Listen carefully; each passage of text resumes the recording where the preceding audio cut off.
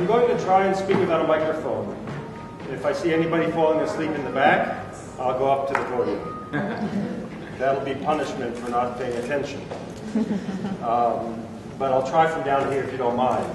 I like to engage with the audience, and feel free to interrupt at any time. I think we have an hour altogether, and what I'm going to try to do is talk for about 30 to 35 minutes, say without interruption, or longer with, and then leave some time for discussion with you, if that's acceptable to you. I think it'll be more interesting for me as well.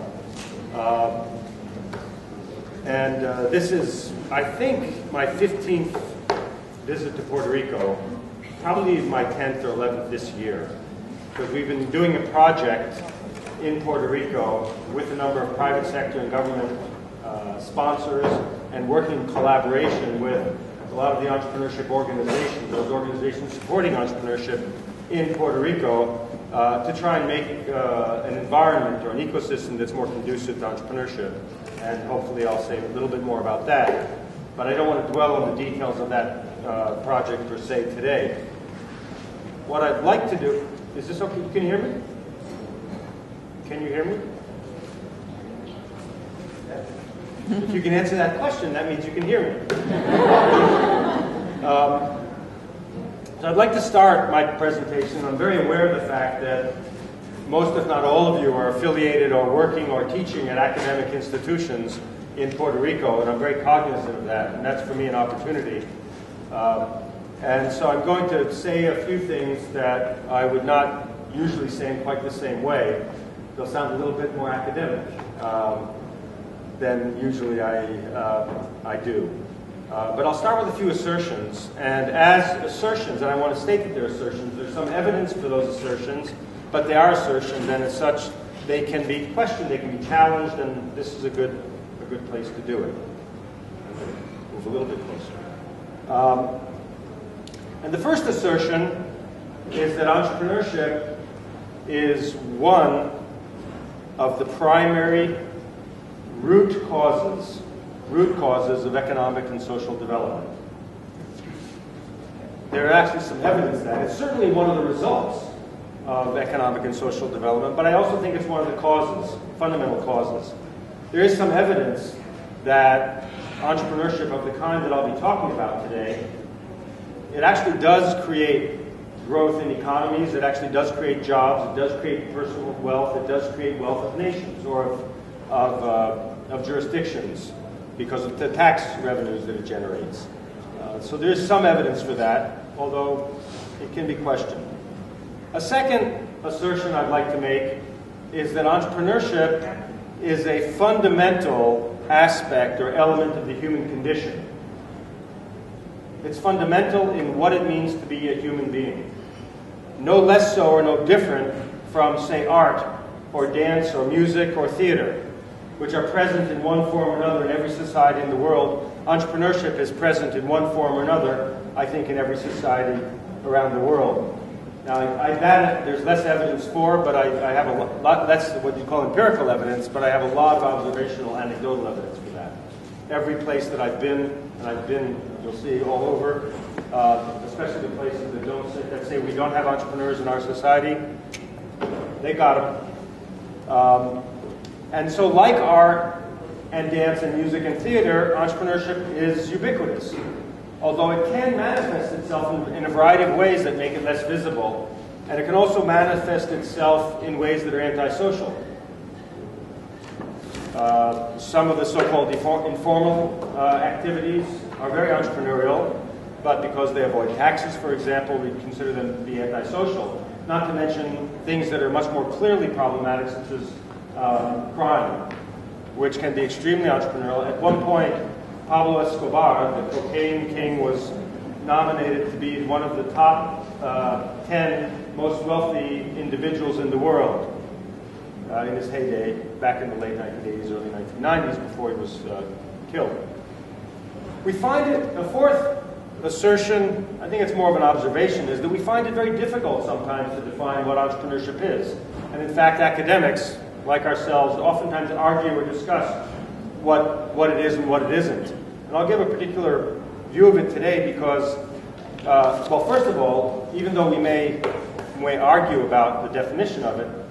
When we see it, we know what it is. We know it when we see it. I will argue that today that high ambition business ventures are the ones that most deserve the term entrepreneurship, in which there's one or more identifiable founder of a business enterprise of some kind. There's usually a drive to grow and to continue to grow and to develop. And there's what I call an extreme sense of personal accountability for results. Extreme sense of personal accountability for results. That is one of the distinguishing characteristics, I think, between all the innovative and interesting business development that occurs in a lot of large organizations and what occurs in other organizations. Jack Welch, as fantastic a leader as he was, never mortgaged his house in order to fund the activities of General Electric, even though in his behavioral set there's a lot of overlap with what entrepreneurs do. So if the venture succeeds, if the enterprise succeeds, the entrepreneur, the owners, they succeed as well. And if it fails, they fail as well. And success and failure have many definitions, but it's that sense of extreme sense of personal accountability that makes a difference. And whether the ventures are risky or innovative or technology or not technology doesn't matter.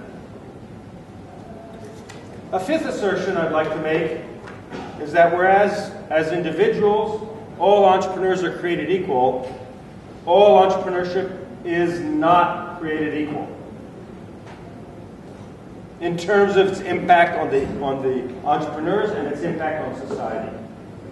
When I say all entrepreneurs are created equal, that's a little bit of an overstatement, but in general, your success as an entrepreneur in general depends primarily on what exists between your two ears, primarily, and maybe in your feet as well. But it's less dependent on your name and your wealth. It's less dependent on special connections that you have, the friends that you have. It's less dependent on the school that you went to, except in the case of Babson. Although I admit that those things do have some influence. They do have some influence. The other part, that all entrepreneurship is not created equal, I'll illustrate. We use in the field, in society, in government policy, in the way we talk about entrepreneurship, the same word to describe Francisco Rivera. You all know who Francisco Rivera is, don't you? You haven't been up at 2 o'clock in the morning waiting at Churi's to buy tripleta in Guaynabo? Some of you will certainly contest that. I'm not the only one who's done that. And there's a long line, right? But there's only one. There's only one Churi's. And compare that, for example, with Felipe Perez of El Mesón, which I heard about last night, with his dozens of stores and small kiosks and his thoughts of going outside of Puerto Rico as well with his business. And Edward Feliciano, with his 400 or 500 staff and growing in KCS cleaning and staffing services to come in and clean up our messes after we make them. Felipe and Eduardo are what I would call entrepreneurs, which does not belittle what Francisco Rivera is doing. But it's different. It's a completely different kind of activity. If he goes home, self-employed, having put food on his table and clothes on his children, he's satisfied. If they do it, they're not satisfied. As my friend, good friend of mine, Nachum Sharfman, who actually was a serial entrepreneur, he founded, his last venture was a venture called Shopping.com, which was sold to eBay for $850 million before he tragically died. He told me one day, he says, you in academia, I think that means us, he says, you in academia, your reputation is built by the best thing that you did in your career. My reputation as an entrepreneur is built by the last thing I did in my career. And we can argue about that, but it's an interesting comment. the drive to continue to excel, to grow, to do more, is fundamental in what I call entrepreneurship. So I will not refer to self-employment as entrepreneurship, even though we really confuse those terms in government policy, in research, and in the way we try and stimulate more of it. 6, societies with more entrepreneurship are better places to live in. That's an assertion. At least in the medium and long run. At least in the medium, because of the entrepreneurship. People are wealthier, governments are wealthier, ethics are higher, transparency in government are stronger. I can explain why that is. There's more employment, quality of life, and there's more active citizenship. I'll give you just a small example that you'll appreciate as educators. There's a foundation in the United States called the National Foundation for Teaching Entrepreneurship, NIFTY, and they create programs. They've created a program, a curriculum for public high schools that's offered in many, many, many high schools around the United States. And they did a study in Boston of 2 schools that had this curriculum in entrepreneurship, financial literacy. They have their own textbooks and everything. With 2 that did it and 2 that didn't. And they found that not only did the students, 11th and 12th graders who took the course, end up, after they graduated, with more entrepreneurial activity. That shouldn't be surprising. But while they were students, they became better students. They became better students in English, because there was a reason for them to learn English. And they became better students in mathematics, because there was a reason for them to learn mathematics. They also became better citizens. They participated more in the citizenship, and they exercised more leadership. And that's only from a course in entrepreneurship at the high school level. Now, that's sort of the good news. My assertions, the things that I told you about, are based on reading, writing, a lot of observation. Yes, I've been an entrepreneur. Yes, I've been a venture capitalist. Those are the things that I've been that I will mention in public. And I've been an educator, which I'm also not embarrassed to say, to mention in public. And I feel quite proud of my extensive experience. I've been blessed really with many opportunities to do and see and experience and be involved in many, many, many unusual things already in my life. And I've studied entrepreneurship in 36 countries and cities, and I'll tell you a secret, which only some of you will appreciate, that although I'll turn 59 in 2 months, I feel as if I'm just getting warmed up. It's good to be alive. Again, I think only some of you will appreciate that. The ones that have got to my age will much appreciate it. But it's precisely because of this experience, precisely because I have, if I would let it grow, I have gray hair, I will state very confidently that there are no right answers. These assertions can be questioned, and especially when it comes to applying social science to practical problems like making more entrepreneurship. If we believe that it positively impacts society and the individuals in it, then we have to create more of. But I'll tell you, there are no recipes for how to create more entrepreneurship. I want to digress just for a minute, because this is an academic audience, and say a few things, try and put into words some thoughts that I've had for a long time. I've written about 20, 25 years ago, but it's been a long time. The problems that social scientists like ourselves deal with are exceedingly complicated problems. Exceedingly complicated. And what that means is that the definition of the phenomenon itself may be ambiguous, it may be multidimensional, and even if we can define it, and even if we can measure it, the number of causal variables is so high, the correlations are so low, the direction of causality is probably bi, if not multi-directional, and the time lag between when you do something and when it has an effect can be really, really long. And if you think that I'm exaggerating even just a little bit, just take a look at the world economic crisis that we're in, and that Puerto Rico, actually, I like to call Puerto Rico a precocious economy, because you did it 2 years before everybody else. But if you look at the economic crisis that we're in, thousands of the world's most brilliant social scientists, economists.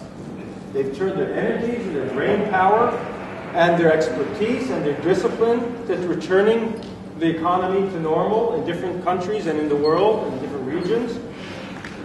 By the way, I'm not sure what normal means, and I'm not sure what returning to it means, and I tend to doubt that we're ever going to find out. But in any case, it's certainly not yet resolved, despite politicians' comments to the contrary. We have no choice but to admit to ourselves that solving complicated social problems and creating more entrepreneurship is still more art than science. Capping the oil well in the Gulf of Mexico, not too far away, was extremely complicated. And it took huge amounts of money and effort and time, but it was deterministic. There's a clear relationship between cause and effect. That's child's play compared to what we're trying to do when we try to create more entrepreneurship. So as long as we're being honest about that, let's be completely candid. We all know that there's a huge gap between understanding a problem, even a complex one, even if we do finally understand it, and solving it. But have you ever thought of the opposite, or the obverse? That it is possible to resolve a problem without ever understanding it. Think of this amazing possibility that no matter what my diagnosis or analysis is, my ability to cause change may actually outstrip my ability to understand what I'm doing. As outlandish as that may sound, we can think of lots of everyday examples, and I'll give a personal one as well. We can throw baseballs without understanding the laws of physics, and make yogurt without an understanding of biochemistry, and make babies, sometimes with great skill, without understanding physiology. In fact, I think that the less you understand about the physiology of the reproductive system, the more babies you need. I think. But at least even in these cases, it's possible to identify the causal variables. A few months ago, a personal example. A few months ago, I went to the doctor. In fact, in medicine, there's a term for this. It's called clinical treatment. If there's a doctor here, you can verify that. And if not, I can speak very freely. So I went to my doctor a few months ago with a symptom. I had a stinging sensation on my skin. It took 2 weeks of diagnostic tests. It wasn't horrible, but it was there and very, very annoying. It took 2 weeks of diagnostic tests to diagnose exactly what I didn't have. It ruled out all kinds of problems with a high degree of certainty, and so we knew what my problem wasn't. So what do you do when you know what the problem isn't? Do you say, no, I'll go home, we're going to live with this the rest of my life just because I know what it isn't? What do you do? Go for another one. Huh? Oh, go for it. Treat your knee instead. It's a possibility. You experiment. You experiment with treatments. You treat it. That's what clinical treatment is. So we began experimenting with treatments. A little antihistamine, a little analgesic, change in clothing, change in diet. One day in the midst of all these experiments, the problem went away. Not all at once, but over a couple of days, thank God. It was really annoying. And to the great relief of my body, and I have to say to the great relief of my soul, but not to the great relief of my mind. My mind was still puzzled. Did we cure it? Well, yes, we did. Did we diagnose it? No, we didn't. So, I think there's some lessons in this little personal anecdote, which is probably trivial. The lessons are not trivial. One of the lessons is the doctor who treated me, and one of the best in Boston, no question about professional capability, has the benefit of a fundamental understanding of biology, of physiology, biochemistry, and a huge background of case practice. And because of my physician's expertise and extensive experience and his theoretical and practical knowledge, I, the patient, am completely dependent on my doctor. There's nothing new about that, right? But that's only part of the story. The doctor can't work alone. Experimenting with different treatments that's up to the patient, under the doctor's direction or in collaboration. Paying attention to the symptoms, their ebb, their flow, that's up to the patient. Trying out different things and observing their impact on different conditions, timings, settings, moods, foods, frequencies, intensities, that's controlled by the patient. Looking for the connections among how I feel at different times of day, that's up to the patient. In other words, the doctor is completely dependent on the patient as well. So even in medical problems, where there's complexity and uncertainty, the doctor and patient are partners. Are partners when the problems are complex. And I believe that in working on creating more entrepreneurship, such as we're trying to do here in other countries, the distinction between the expert and the society, the patient, if you will, that we're trying to change is a false distinction. I'll take it down from that very abstract level to the very concrete before we're over. And how much more complex and indeterminate are social systems compared to the relatively simple, determinate physiological ones. Second important lesson.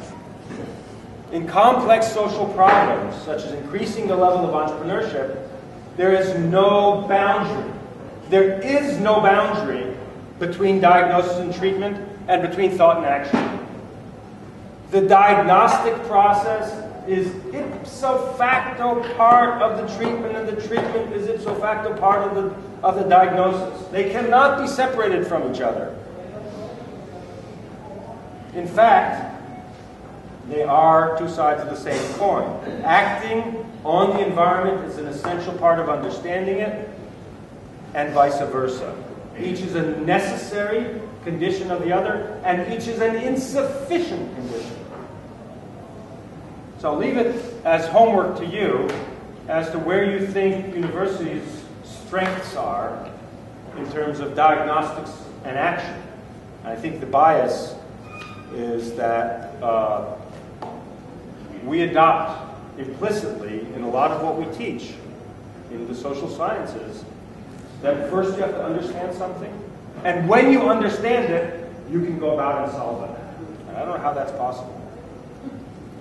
A third lesson is that these messy states of affair, by the way, liberally assume, this is an observation, not a lesson, they assume that we're observing well. The data that we have are good data, and that's not always the case. And that's a very big problem, for example, in entrepreneurship and trying to create more of it, that oftentimes we really don't know what the facts are. Not only don't we know our interrelation. For example, in my field, Silicon Valley is throughout the world, amazingly used as the model of entrepreneurship, to emulate everywhere. Is there any other model to emulate? Does any other name ever come to mind? But people don't know how Silicon Valley came about. There are all kinds of ideas. Some think it was Stanford. But there's very weak evidence for that. Some think it was the military, the aerospace industry. There's very weak evidence for that. Some think it was Hewlett-Packard. Some think it was Shockley Semiconductor.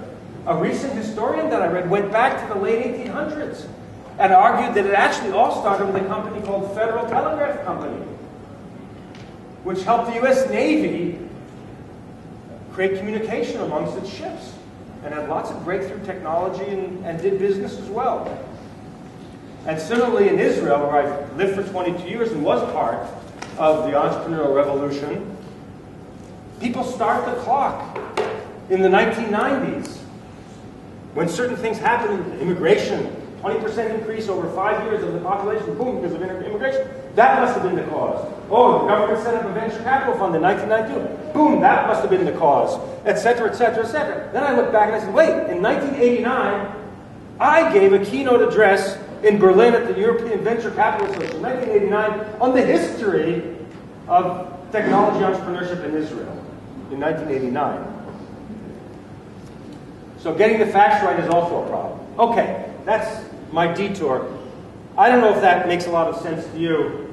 I think you'll see it relates to what we're going to say when we sort of get down to the ground, and it certainly makes me feel a lot better having said it. So creating more entrepreneurship in real programs. If that's our goal, and doing it in a way that's measurable, with the positive outcomes that we talked about, of taxes and jobs and wealth and citizenship, how do we do it? How do we do it, given my description of complex social problems? And believe me that it isn't just Puerto Rico that is interested in the answer to that question.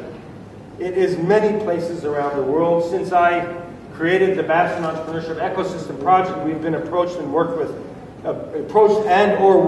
Ireland. This is actually the last 6 weeks. Approached from Ireland, South Africa, Panama, Chile, Colombia, the Emirates, Afghanistan, Mozambique, Saudi Arabia, Indonesia, and Spain. And in the coming 6 weeks, I'll be in 5 continents, and I'm not quite sure how yet.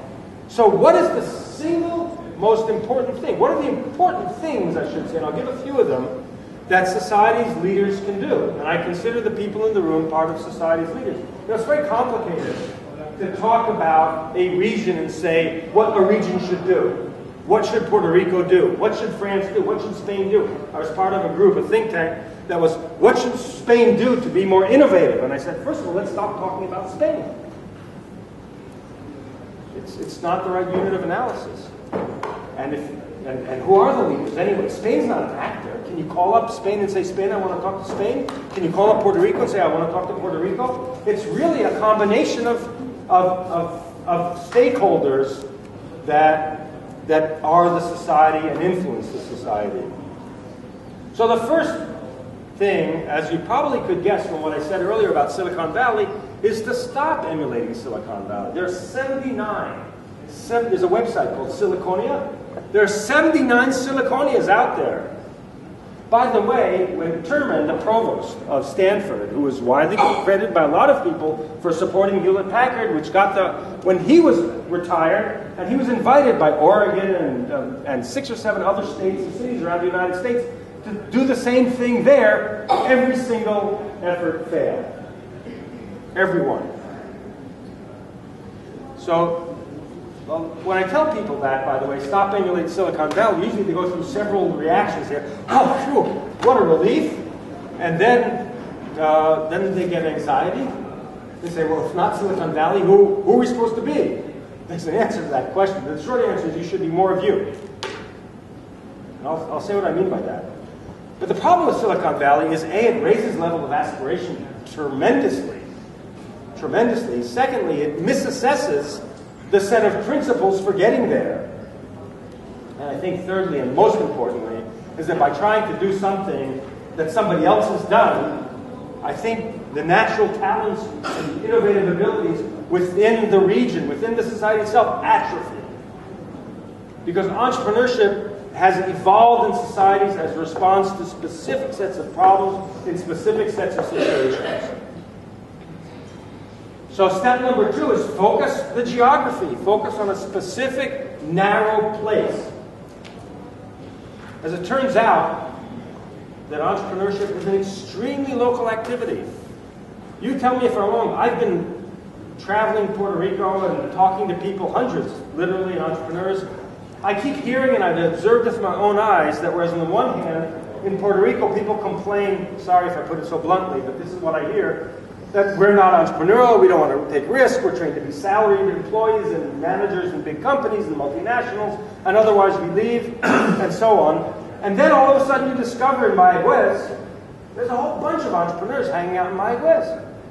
You can explain why, but they're there. And then you go to Caguas, and there's a whole bunch of entrepreneurs hanging out in Caguas. It's highly localized activity, entrepreneurship. It's not something that, and even in a region as small, relatively speaking, as Puerto Rico, it's highly, and as you look around the world, it turns out that's true everywhere. Everywhere. Even though all of our research focuses on these large units of analysis, what you really see is what I call watering holes. You see these watering holes all over the world where people are gathering to get the resources that they need in order to survive and to grow as entrepreneurs. So focusing on geography. When I said that in Spain, I gave a talk in Spain. They looked at me like, blank stares for about 15 minutes. There were about 40 of very influential people in Spain at this think tank, and they said, oh yeah, let's go do that. And they broke up into groups and began arguing about which regions. Today there are 3 task forces still that I'm coaching, and I'll be over there to work with them next month. One is the region of Basque, the other is the autonomous region of Madrid, and the third is the region of Galicia. Oh, I don't know if those are the right focuses of attention or not, but it allows the people to get their hands around something. And it turns out that those regions are very different from each other. It turns out. In a lot of culturally, administratively, financially, etc. Step 3, if it isn't clear by now, get a coalition of leaders involved. This is part of the coalition among the leaders themselves and between the doctor and the patient. Don't invite the doctor in to come in and tell you what your problem is and prescribe the medicine, the doctor and the patient. I mean that facetiously. I hope that's clear. Our unit. They have to work together. The starting point could be anywhere. In some places we start with a foundation. In some places we start with an entrepreneur. In some places we start with the government or an NGO. The starting point could be anyone civic-minded who says, I think that entrepreneurship is the way for us to improve ourselves, and let's start. And I'll put actually some resources behind it, but that's just the starting point. It has to have a coalition. I think universities have a very important role to play there. 4th, look for the entrepreneurs. They're there. Look for them, identify them, find them. There's a reason for it. Again, you may have to dig below the surface. And I ran around Saudi Arabia for 6 months where they said, we have no entrepreneurs, we have no entrepreneurs, we have no entrepreneurs. And so I started talking to people.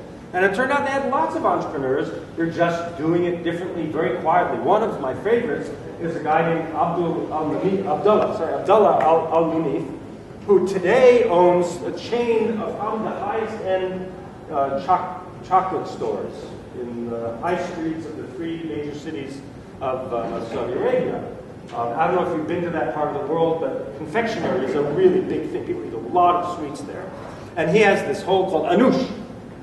And when he started it, he started with one customer and the need to supply chocolate-covered dates to that one customer. He resigned from his job at a bank. He sold his car and bought a used car. He got into a cheaper apartment. He didn't tell his parents for 3 years that he resigned from his job for 3 years. He didn't even bother finding a wife because he knew that any girl that he wanted to marry, their parents would say, you know, this guy's a bum. Now, with his probably by now a dozen with 10 stores when I was there, he's and we don't have any entrepreneurs. Find the entrepreneurs. And this is really important because for 2 reasons. One is they're the ones who become the successes, and success breeds success. And entrepreneurship, success breeds success. You all know what happens because some of you are engineers, some of you are scientists. You know that what happens when you have successful entrepreneurs and they like to foster entrepreneurship. In part because entrepreneurship is a very addictive disease. If some of you have tried it, you know that it's hard to shake. Once you do it once, you can't stop. And secondly is by inspiration as well as with their money, because a lot of entrepreneurs make money. And what do they do with it? They'll invest a lot of times in other entrepreneurs. They become so-called angel investors. They'll set up venture funds. They may become advisors. They may become board members. And what happens when you have a positive feedback loop? It can get very big. So you need to find the entrepreneurs, encourage them, wrap them with services, support, mentoring, access to resources, help in breaking down the bureaucratic barriers that exist in Puerto Rico. But I gave a speech this morning at the Movimiento Empresarial, and they were really surprised when I said that Puerto Rico has no monopoly whatsoever on bureaucracy. Yes, very good at it. Excellent. But no monopoly. There are bureaucratic obstacles in permitting and approvals and slowness and lack of transparency in most places in the world. I told them, so stop complaining. It's there. I mean, I have a conversation with the government, I have a different conversation. But if you want to wait till they solve that problem, so look for the entrepreneurs. They're always there. 5, set targets. And by the way, a lot of these things can be happening in parallel. Set specific targets. I've developed a rule of thumb that is almost certainly wrong, and it's almost certainly helpful. It's interesting how you can be both wrong and helpful at the same time. The rule of thumb that I've developed is that for any society that's concentrated geographically, like Puerto Rico, for example, if you have one successful venture of the kind I'm talking about, not the hair salon or the restaurant that doesn't grow, but the high ambition, high aspiration venture, you have one of those for every 100,000 residents. One of every 100,000 people, you reach a tipping point. You reach a tipping point because of that feedback loop. So set specific targets for what you're trying to achieve. I'm saying you, the society. And then 6 is to run experiments. We talked about the need when you cannot diagnose a problem definitively and treat it, you have to experiment. There is no alternative but experiment with what works. That's the answer to Silicon Valley. Have targets and do lots of experiments to see what works. It turns out that we know a lot about how certain parts of the environment are influenced by entrepreneurship and influence entrepreneurship. Let me show you.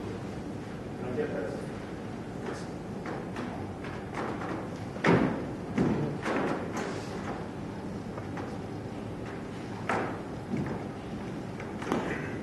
When I say run experiments, you have to do it with the holistic. One has to do it with the holistic perspective.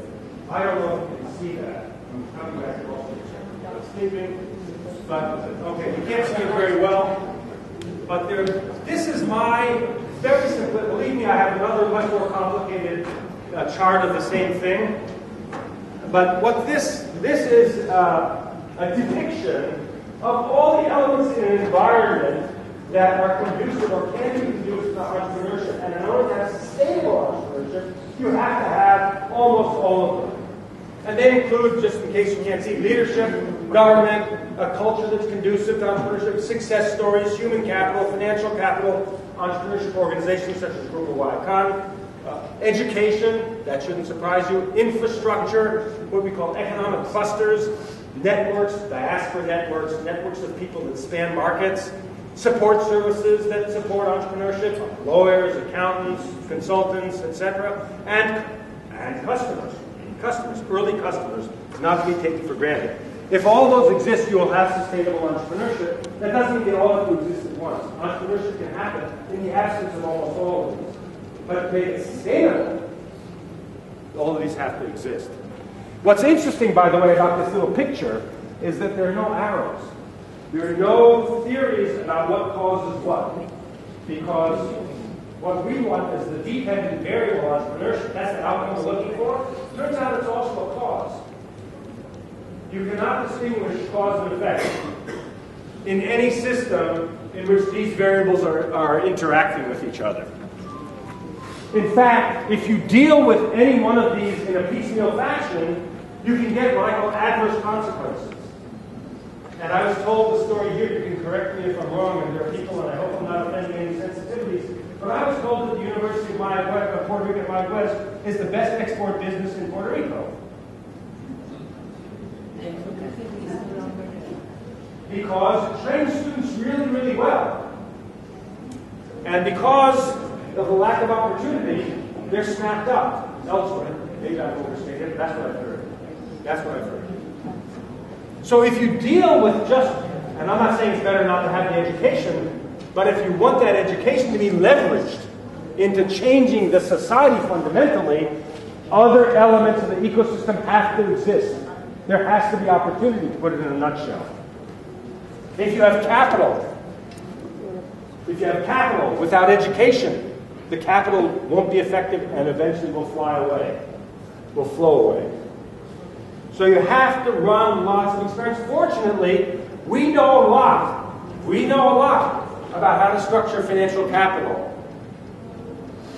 to support entrepreneurship. We know a lot about the kinds of entrepreneurship organizations that you need and what they have to do. We know a lot about the kinds of education you need to support entrepreneurship. We know a lot about the culture, and believe it or not, we know a lot about how to stimulate the culture and create the culture to support entrepreneurship. We know a lot about the regulation that needs to exist, or more importantly, needs to be taken away in order for there to be entrepreneurship. We know what leaders have to say. We know how customers have to behave. We know the support services that need to exist. We know how to engage the diaspora, we meaning the field, not me. We, the field, the profession. We know a lot about how to engage diaspora networks in order to feed back into a society. We know a lot about these things. The problem is, until recently, they've been dealt with in a piecemeal way, and they cannot be effective in a piecemeal way, and they cannot be effective unless there's a coalition of doctors and patients together defining what the objectives are and working together to achieve them.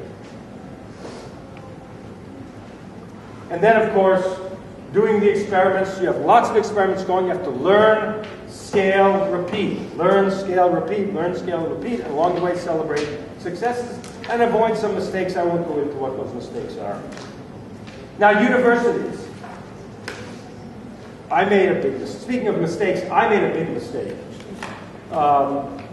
When I was asked to give this talk, I said, well, I'll put an ambitious title out there. And, you know, it's sort of like, if you build it, they will come theory. No, if I put it out there, then I'll get all the brilliant insights by the time I'm supposed to give the talk, and everything will be fine.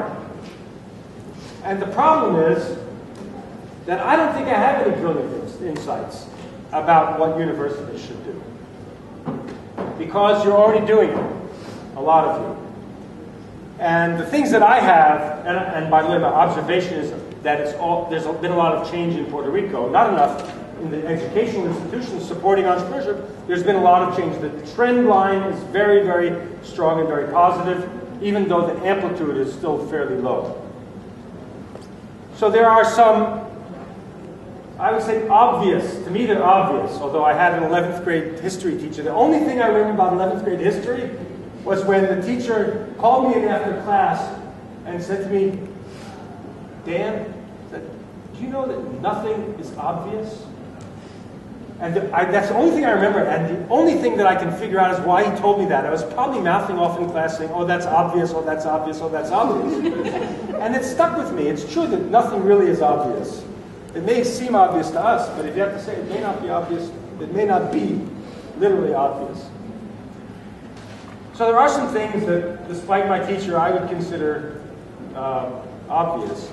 And it means that, for example, that universities are critical for giving people the fundamental education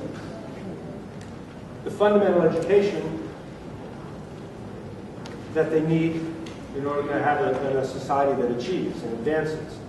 That students in universities, they tend to be more innovative and more intelligent. They have more motivation and knowledge. What's interesting about them, though, even more, is that they know enough to be smart, but they don't know enough to avoid doing the impossible. When I did a residency at a psychiatric institute way back when, I was told that one of the reasons that the psychiatric institute liked to have students is because they didn't know that certain patients were not treatable. And they actually treated them.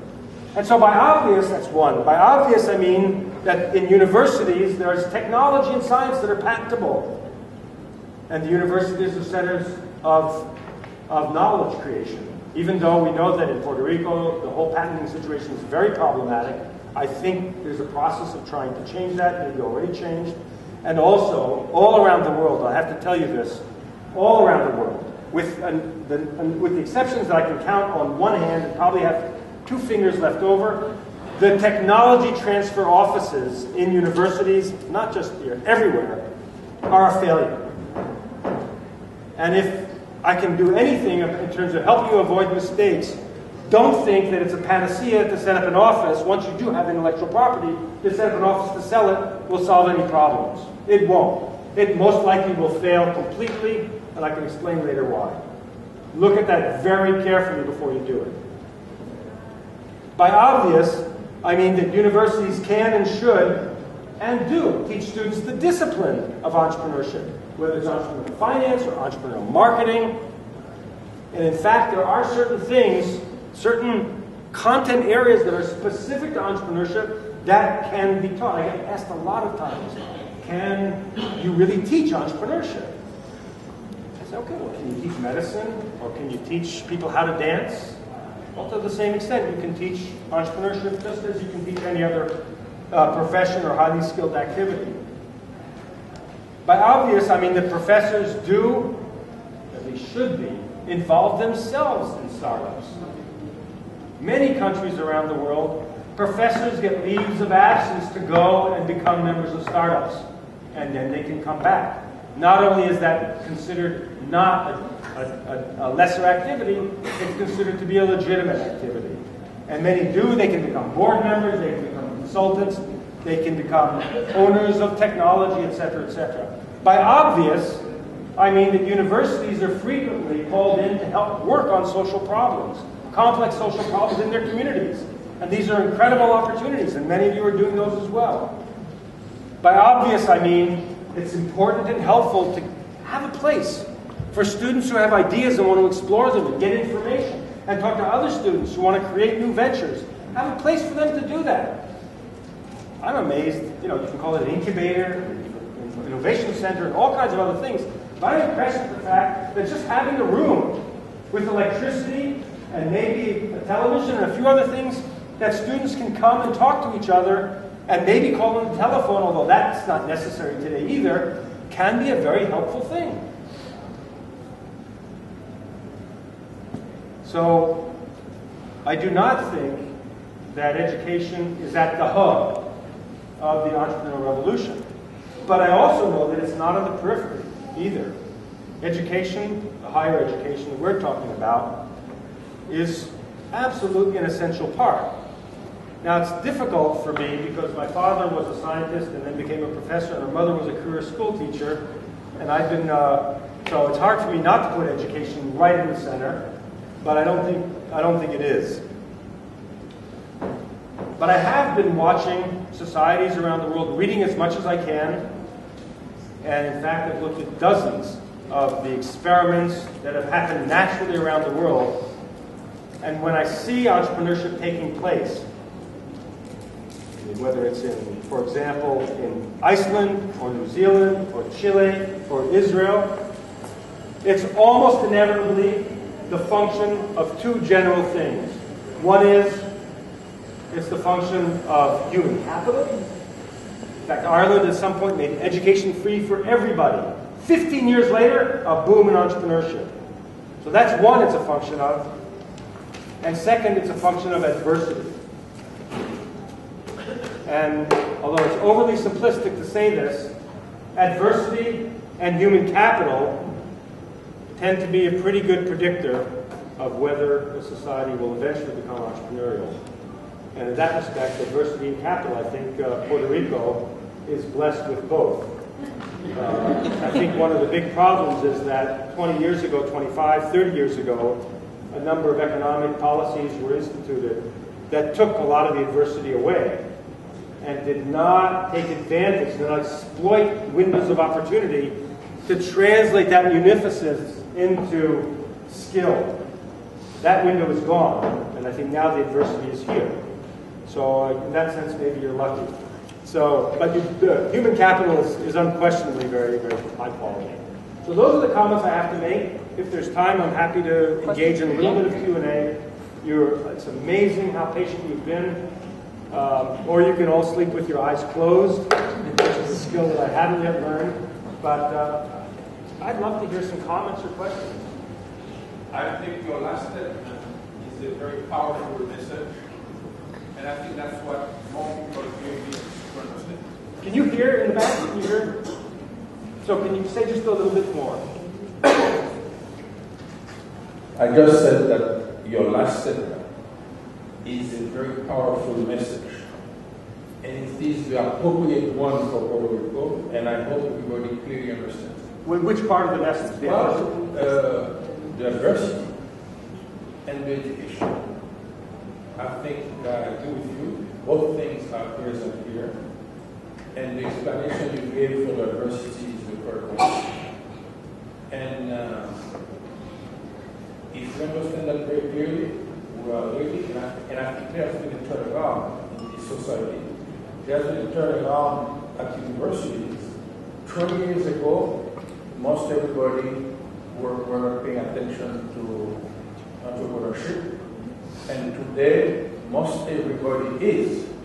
And it is a consequence of the diversity that has entered the system, by the way, not 4 or 5 years ago. I think it entered the system almost 20 years ago. But 5 or 6 years ago, let's say the interim solutions could not go any longer. So I think we are in the middle of an important change, professional change. And thanks for that message, and I hope everybody understands. Yeah, I think the amount of economic and social pain that exists here is a tremendous asset that, of course, you don't want it. It's not something you look for, but it's there. And I think it's really a window of opportunity that should not be missed.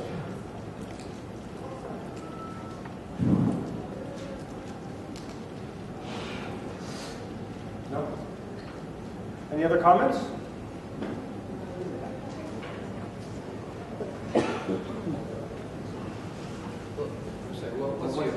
Yeah, I would like you to expand on your concern about technology transfer offices being at the university. Yeah, well, first of all, it's an empirical observation that most of them don't make money, most of them lose money. There are just a few in the United States, even in the United States, that do make money. And that's number one. Number two, when they do make money, it tends to be limited to pharmaceuticals, to licensing of molecules. And number three, and I've seen this myself, is that the people, and I hope I'm not stepping on toes, in general, the people who are running as professionals, operating in general, are not trained. They don't understand business. They're not trained as entrepreneurs. They don't understand the use of the technology. They tend to have other kinds of backgrounds. You know that the National Academy of Sciences just published a study evaluating the effect of Green Loan Act in terms of activities at the university. And one of the groups, have been really lobbying to be able, inventors, to go to technology transfer offices that are not within the university, but in other universities, in other society meeting last year. That was a big issue, controversial issue. And the recommendation of the committee has been to stay within the institutions of technology transfer offices. It was just yesterday. Yeah. Okay. I have, again, this is very complicated stuff. I may be wrong. My impression is that the way, this is my observation, that the way they work is really not going to give them the kind of results that they want in terms of the licensing of the technology. I think there are other models that can be implemented. And personally, I think in Puerto Rico, this is my private opinion, if you had a holiday or something equivalent of a holiday of royalties on intellectual property, you could encourage in industry, entrepreneur and industry university cooperation at a level that, and then you later could begin to charge for it. But it almost doesn't exist, right? There's almost none. Can you expand on the first step of those 6 that you just explained? Stop, emulate Silicon Valley? Any other, goal? Well, look, I'll put it this way. If Silicon Valley today weren't and decided to become itself, it couldn't. Silicon Valley could not be Silicon Valley today. And by the way, it may not be in the future either. The conditions that create any entrepreneurial society are so incredibly specific to a certain place and a certain time and a certain set of circumstances and oftentimes a certain individual or a certain limited group of individuals. They're very, very highly idiosyncratic. And the only way to generate that, I believe, the only way to generate that intentionally is not by trying to be Silicon Valley, because by trying to be Silicon Valley, we abstract out certain features of that we think are essential to Silicon Valley, but they may not have been historically. You have to grow your own. You have to look at the situation that you're in, your assets, your problems, the people, the regulatory environment, the culture, the weather, the natural assets, everything has to be looked at all together, and they're very specific at a certain point in time. And it may come down to the fact that you have one leader who has vision, and without that it wouldn't work, and with that it does work. That's why I think it's really risky to try and copy anything. You can learn from them. I'll give you an example that I know personally very well. In Israel, in 1992, the government set up a venture capital fund called Yozma, a $100 million fund of funds that invested in other venture capital funds as a way of boosting the venture capital industry in Israel. By all accounts, it was highly successful. And therefore, a lot of places, for example, New Zealand, have copied the Yozma model as almost identically, and transplanted it to New Zealand. But the Yozma model worked in Israel not because of the Yozma model only, because a lot of other factors that existed. A lot of people ask me, because I was so involved, and this comes back to the earlier point. They ask me, how can we learn from Israel's experience? Well, by the way, I think it's important to learn and share best practices and worst mistakes. People forget about the worst mistakes. They share both best and worst mistakes. They ask me, how do I copy? How do I learn from Israel? I said, well, the first thing you should do is go get a war. But the war, the hostility, that's a fundamental part of the entrepreneurship that was created. It's not the only, but it's a fundamental part. Without which, they just discovered a huge gas, what probably will be a huge gas field underground in the Eastern Mediterranean. The Israeli explored just the last few days. And I'm thinking to myself, what a disaster that could be for the country. You're competing with the great what other model besides tech transfer have you mentioned something? That's really annoying.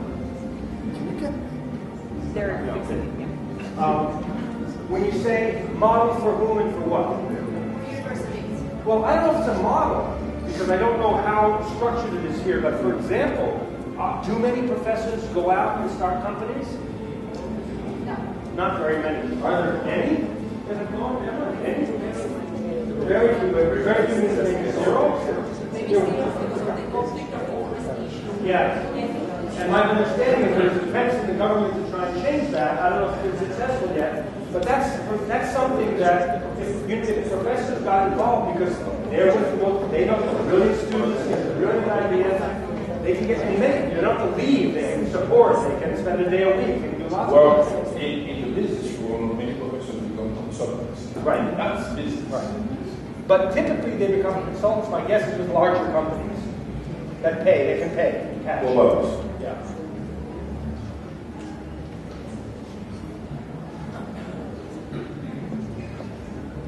But I would say, as you're handing a microphone, I would say that the notion of experimenting, of intelligently experimenting, applies to universities as well. If you think that entrepreneurship among your students, faculty, and in your community is important to you, which I think it is, having wealthy alumni is a good thing. It's a good thing. If you think it's a good thing, experiment. Do different things. You started out by using the word ecosystem. You provide for an ecosystem that allows for the successful evolution of one species, and then everybody wants to become that species if they can. Right. And I think it's a very good point. And I think a society consisting of only entrepreneurs would explode. I think it's unsustainable. But we'll deal with that problem when we get there. I think it would be impossible to have a society where everyone's an entrepreneur, because you wouldn't have the resources, the human resources, to feed the venture growth and development. Especially also because entrepreneurship is inherently a contrarian activity. And if you think about it long and hard enough, you realize it's true. Entrepreneurship is inherently doing something that other people think shouldn't be done, can't be done, or is a stupid idea. But you know that it's not a stupid idea. Why? Because you understand it better, because you have an asset that they don't have, because you have execution capabilities that they don't have, that you may have friends, allies, or whatever that they don't have, and so something for you may be an opportunity that is the opposite for somebody else. That's inherent in the whole fundamental process of entrepreneurship, is doing something. If everybody else is doing it, it's not an opportunity anymore. The market's already adjusted in terms of prices and so on. It's not an opportunity.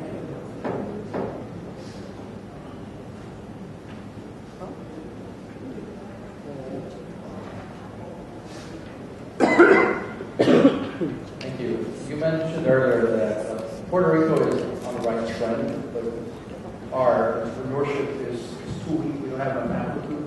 Can you elaborate on that? Do you have any metrics that you can share with us? Well, I'll give you my, there's a couple of different ways of responding to that. But one is that if you need, I think, something on the order of 30 to 40 new ventures that are high ambition, high potential ventures that I say have already passed the market test, and already have some customers. If that's what you need in order to reach a tipping point, become relatively self-sustaining, and I think that's about the number. And then you look at how many there are out there. I see more and more of those appearing almost every visit. And some of them I've told about. Like last night at dinner, I was told about a couple of ventures that I didn't know about that exist. They're not people that we don't talk about in Puerto Rico. And so I think that's the reason why I think it's positive. Still, the number is small, but the trend line, if you look, for example, at Grupo Guayacán, I've analyzed some of their data, and you look at the number of business plan and business idea submissions, they're going like that over the last 4 years. That's just another indication. Does that answer your question? Yeah. Is there an effort to come up with more metrics? No, not yet. We want to do that. If we continue our project, that's one of the things we want to do. Because, it helps to measure yourself. Do you know countries or cities or regions that have been successful in trying to convert managers into entrepreneurs?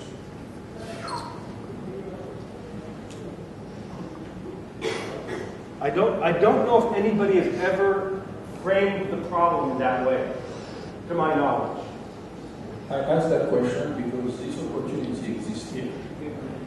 Because you see, the adversity that we described earlier is accompanied by a large number of people that have been good managers and that have never either wanted or tried to make the step into entrepreneurs. If this island could be halfway successful in doing that, we could increase the speed of recovery. I've been bothered by that question for very long. I've been trying to find professors that would be willing to tackle, and successfully so far, but I would like to know if there is any model that exists that is successful, so that we can try to learn from it, because I believe if there is a big opportunity, among other opportunities, well, that's human capital. Yeah. What you're saying is that there's a human capital asset here that's becoming more available as the large multinationals are downsizing. These people are trained, the managers are world class, a lot of them. And but first of all, the fact that I don't know of anybody having done it anywhere doesn't mean that you can't invent it. For example, even if those managers do not have some of the inclinations or characteristics to be entrepreneurs, let's say, for example, it's still possible to take someone, to connect someone who is an entrepreneur, maybe a younger person, and put them together. Because that person who's worked for 25 years at Pfizer knows a whole lot that young entrepreneur doesn't know, and could be a great partner in a lot of ways for that young entrepreneur. So there's ways of networking that I think could be actually very effective. I think it's a great idea. In fact, I could imagine that happening in the context of a Grupo Guayacán event where they have lots of young aspiring entrepreneurs. Bring some of the older guys with the experience in and mix them up, see what happens. Commentary, I think that is a challenge also for the universities, because I think we have to teach, change the way to teach, not so many managers and many more entrepreneurs. And And I think that switch has to be done, and I agree with you, has to be the young people, I think, which leads this change.